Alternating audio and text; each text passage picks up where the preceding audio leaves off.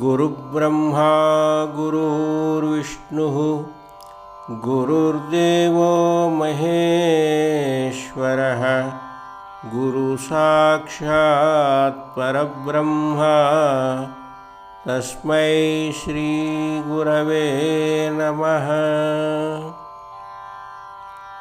स्थापकाय च धर्मस्य सर्वधर्मस्वरूपिणे अवतारवरिष्ठाय श्रीतत्त्वानन्दस्वामिने नमः।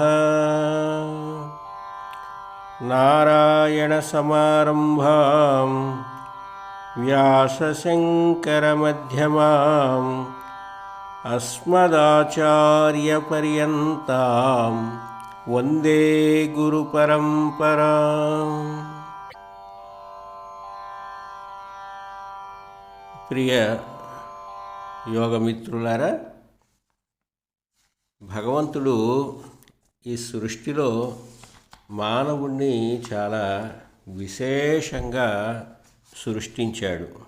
అయితే మనిషి తన విశేషాన్ని తాను గుర్తించకపోవడం వల్లనే అనేక రకాల ఇబ్బందులను అనుభవిస్తూ ఉన్నాడు. అంతేకాదు అసంతృప్తిని, ఆశ నిరాశల మధ్య సంఘర్షణని కూడా మనిషి ఎక్కువగా పొందుతూ ఉంటాడు. కాబట్టి యోగాభ్యాసం చేయడం ద్వారా మనందరిలోనూ జీవితం పట్ల అవగాహన అనేది ఏర్పడుతుంది. జీవితం ఎలాంటిది అంటే సముద్రం లాంటిది. అలలు లేకపోతే సముద్రం లేదు, అలాగే బాధలు లేకపోతే జీవితమే లేదు. ఈ ఒక్క సత్యాన్ని అర్థం చేసుకుంటే జీవితంలో సహజంగా వచ్చి వెళ్ళేటటువంటివి ఏవో మనకి తెలుస్తూ ఉంటాయి. అందుకే కష్టసుఖములనోర్చుకోరన్నా ద్వంద్వంబులన్నీయు ధీర బుద్ధితో గెలుచుకోరన్నా.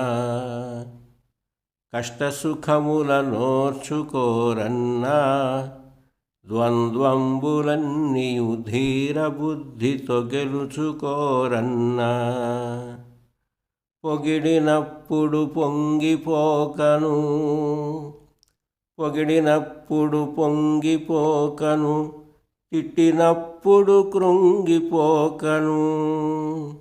ఎట్టి స్థితిలోనైనా నీవు దృష్టి సమముగా నిల్పియుండుము, ధర్మ మార్గము దరికి చేరన్నా.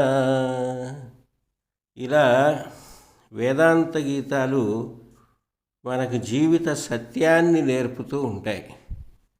మనం ఎప్పుడూ కూడా సంఘర్షణాత్మకమైన జీవితంలోనే ఉంటూ అదే జీవితం అనే భ్రమలో ఉంటాం.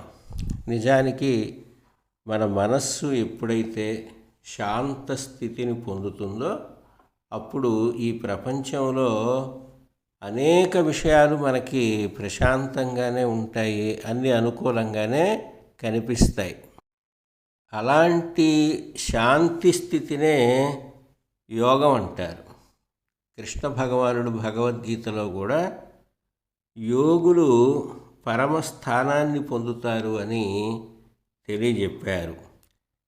వేదేషు యజ్ఞేషు తపస్సు చైవ దానేషు యత్పుణ్యఫలం ప్రదిష్టం అత్యేతి తత్సర్వమిదం విదిత్వా యోగీ పరం స్థానముపైతి చాద్యం.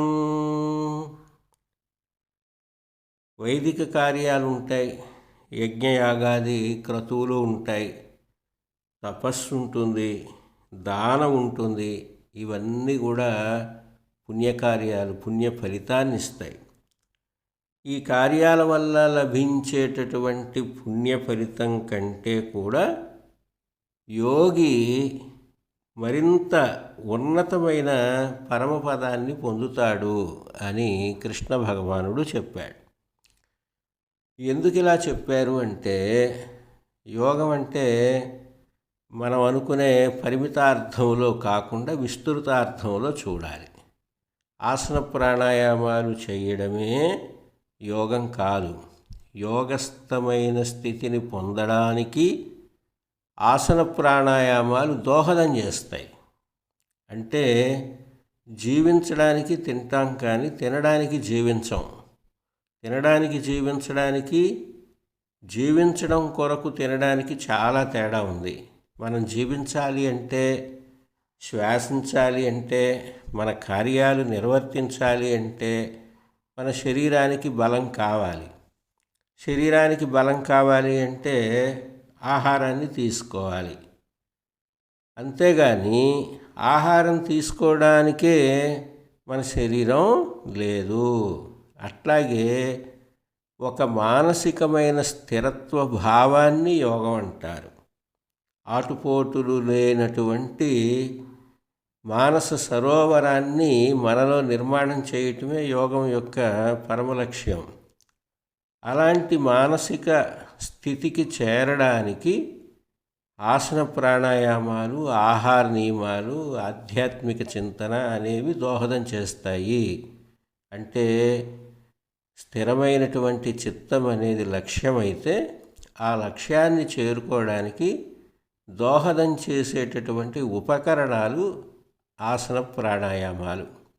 అంచేత మనం యోగాభ్యాసం చేస్తున్నాము అంటే ఆసన ప్రాణాయామాలు చేస్తే ఇదే ఇంకా యోగాభ్యాసం అనుకోవడం కాకుండా మన ఆలోచనని కాస్త విస్తృతపరచవలసినటువంటి అవసరం ఉంది. అలా విస్తృతపరిచినప్పుడు మనం శాంత స్థితిని పొందుతాం, రాగద్వేషరహితమైనటువంటి స్థితిని పొందుతాం. అప్పుడు మనకు అర్థమయ్యేది ఏది అంటే దైవత్వం అర్థమవుతుంది.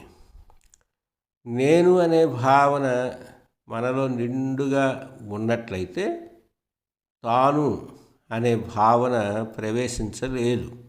అందుకే సోహం సహా అహం, ఈ సర్వసృష్టిలో మానవుడిగా మనం ఒక అంతర్భాగమే తప్ప మనమే సర్వసృష్టికర్తలం కాదు. అందువల్ల అహంకారరహితంగా మనం ఎప్పుడైతే ఉంటామో మనలో ఉన్న ఈ అహంకారం పరమేశ్వర తత్వమే, మనం వేరు కాదు అని గనక గ్రహిస్తే అంతా ఆనందమయంగా ఉంటుంది. ఇదే నిజమైనటువంటి భక్తి. అలాంటి భక్తి స్థితికి చేరుకోనటువంటి ఏ కార్యమైనా సరే అది ఆత్మానందాన్ని ఎవరికీ కూడా కలిగించలేదు.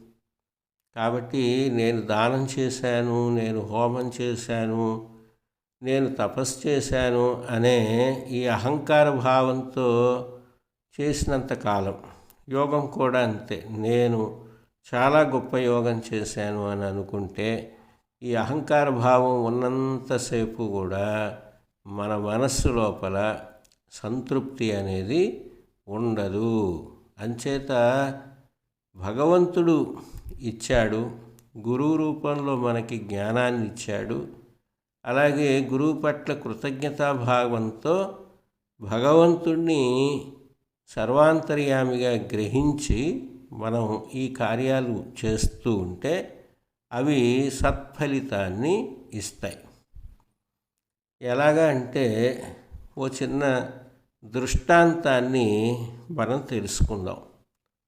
ఒక రాజుగారికి ప్రతిరోజు దేవాలయానికి వెళ్ళి దైవదర్శనం చేసుకుని దైవాన్ని అర్చించేటటువంటి ఒక మంచి అలవాటు ఉంది. అలా రాజుగారు దేవాలయానికి వెళుతూ ఉంటే ఆ మెట్ల మార్గంలో ఇద్దరు బిచ్చగాళ్ళు ఉండేవారు. ఆ బిచ్చగాళ్ళల్లో ఒక బిచ్చగాడు ఏమని ప్రార్థన చేస్తూ ఉంటాడంటే, ఓ దేవుడా, రాజుగారికి గొప్ప రాజ్యాన్ని ఇచ్చావు, గొప్ప భోగాన్ని ఇచ్చావు, నాకు కూడా కొంత సంపదనివ్వు అని ప్రార్థిస్తూ ఉండేవాడు. మరి రెండో బిచ్చగాడు ఏమని అడిగేవాడంటే, ఓ రాజా, దేవుడు నీకెంతో ఇచ్చాడు, నాకు కూడా నువ్వు ఎంతో కొంత ఇవ్వు అని అడుగుతూ ఉండేవాడు. అంటే మొదటి బిచ్చగాడేమో దైవాన్ని ప్రార్థిస్తున్నాడు, రెండో వాడేమో రాజుగారిని ప్రార్థిస్తున్నాడు. మరి రాజుగారు ఏం చేశారంటే, ఒకసారి వీళ్ళకి తృప్తిని కలిగిద్దాం, నన్ను అడిగిన వాడికి నేను ఇద్దాం, దేవుణ్ణి అడిగేవాడికి దేవుడే ప్రయోజనం కలిగేట్టుగా చేద్దామని అనుకొని ఒక మంచి ఆలోచన చేశారు. చక్కగా రుచికరమైన పాయసాన్ని వండించి ఓ మట్టి పాత్రలో పాయసాన్ని నింపి దాని అడుగు భాగంలో బంగారు నాణ్యాలు పెట్టి, ఆ రెండో బిచ్చగాడు, ఓ రాజా, దేవుడు నీకెంతో ఇచ్చాడు, నువ్వు నాకెంతో కొంత ఇవ్వవా అని అడిగేవాడికి ఆ పాయసాన్ని ఇచ్చాడు. వాడు చాలా తృప్తిగా రుచికరమైన కమ్మని పాయసాన్ని సగం పైగా తిని ఇక తృప్తి చెంది ఆ మిగిలిన దాన్ని మొదటి బిచ్చగాడికి ఇచ్చాడు. మరి మొదటి బిచ్చగాడు ఏమనేవాడంటే, భగవంతుడా, రాజుగారికి ఎంతో ఇచ్చావు, నాకు కూడా ఎంతో కొంత ఇవ్వమని దేవుణ్ణి ప్రార్థిస్తూ ఉండేవాడు. మరి ఈ మట్టి పాత్ర అడుగు భాగంలో బంగారు నాణ్యాలు ఉన్నాయి కదా, పాయసం కొంత మిగిలిపోయింది పైన. ఆ రెండో బిచ్చగాడు ఆ పాయసం తినగానే అడుగున బంగారు నాణ్యాలు లభించాయి. దాంతో అతను చాలా తృప్తి చెంది, భగవంతుడు రాజు రూపంలో నాకు ఇది ఇచ్చాడు అని అనుకొని భగవంతుడికి కృతజ్ఞత చెప్పాడు.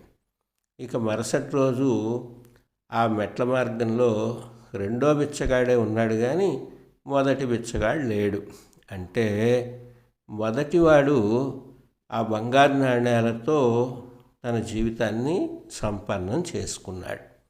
కాబట్టి మనం ఏం గ్రహించాలి అంటే, మానవ జీవితంలో మానవ ప్రయత్నం అనేది ఒక ప్రధానమైన అంశమైతే, ఆ మానవ ప్రయత్నానికి దైవానుగ్రహం అనేది కూడా తోడవ్వాలి. దైవానుగ్రహం తోడు కావాలి అంటే అహంకారరహితమైన కార్యాలు ఆచరించాలి. మనం ఏది చేసినా సరే అది భగవద్ అనుగ్రహం, గురువు ఆశీస్సులు అనుకొని గనక మన కార్యాలు నిర్వర్తించినట్లయితే మనకు అహంభావం రాకుండా ఉంటుంది. తద్వారా దైవం యొక్క అనుగ్రహం పరిపూర్ణంగా లభిస్తుంది. అంతేకాకుండా మరొక ముఖ్యమైన విశేషం ఏమిటి అంటే, ఏదైనా ఒక సంస్కారాన్ని మనం నిత్యం అభ్యాసం చేస్తూ నేర్చుకోవాలి. లేకుంటే సత్సంప్రదాయాలు, సంస్కారాలు మనకి చిరకాలం ఉండలేవు. అందుకనే అనభ్యాసే విషం విద్య, అజీర్ణే భోజనం విషం, విషం సభాదరిద్రస్య వృద్ధస్య తరుణీ విషం అని పెద్దవారు అన్నారు. మరి పూర్వకాలంలో ఒక పౌరాణికమైనటువంటి వ్యక్తి ఉండేవాడు. ఆయన పేరు జడభరతుడు. అసలు పేరైతే భరతుడే, కానీ ఆయన ముందు జడ అని ఆయనలోని జడత్వానికి సూచనగా జడభరతుడు అనే నామకరణం వచ్చింది. మరి జడభరతుడు ఎలాంటి వాడంటే, చాలా పరమ విష్ణు భక్తుడు. తన సంతానానికి రాజ్యాన్నంతా అప్పగించి చాలా నిరాడంబరమైన జీవితాన్ని గడుపుతూ ఒక నదీ తీరంలో కుటీరాన్ని ఏర్పాటు చేసుకొని విష్ణు పూజన చేసుకుంటూ ఉండే పరమసాత్వికుడు. కానీ అంత సాత్వికుడు అయ్యుండి కూడా ఓ చిన్న వ్యామోహానికి, జడత్వానికి లోనయ్యాడు. అది కూడా మంచి వ్యామోహమే, కానీ అతి వ్యామోహం ఉండకూడదు. ఎలా అంటే, ఆయన ఒకసారి ఆ నదీ తీరంలో స్నానానికి వెళ్ళాడు.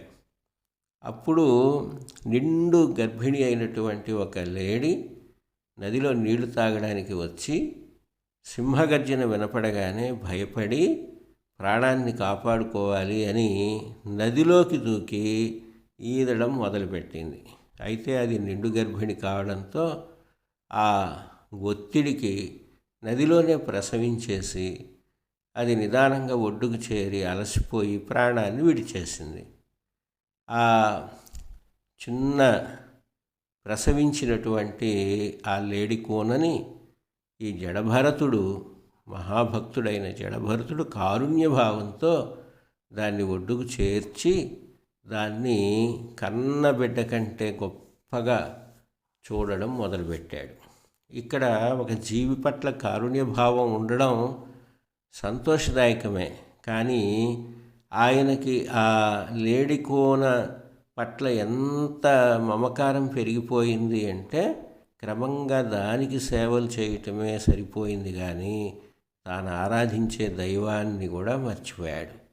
చివరికి వయోవృద్ధుడై మరణించే కాలంలో ఈ లేడీ ఏమైపోతుందో, దీన్ని ఎవరు చూస్తారో అనే చింతతో మరణించడంతో ఆయన తిరిగి లేడి జన్మను పొందవలసి వచ్చింది.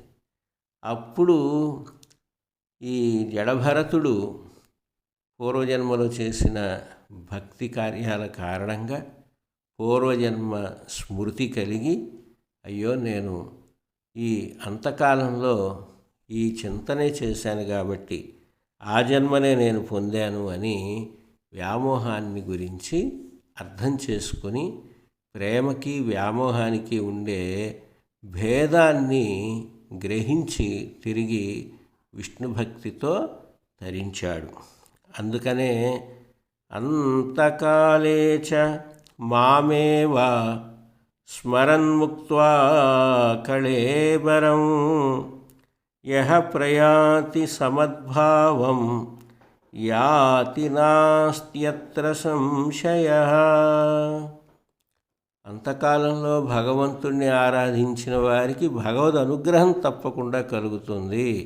అలాంటి స్థితికి చేరుకోవటమే యోగము.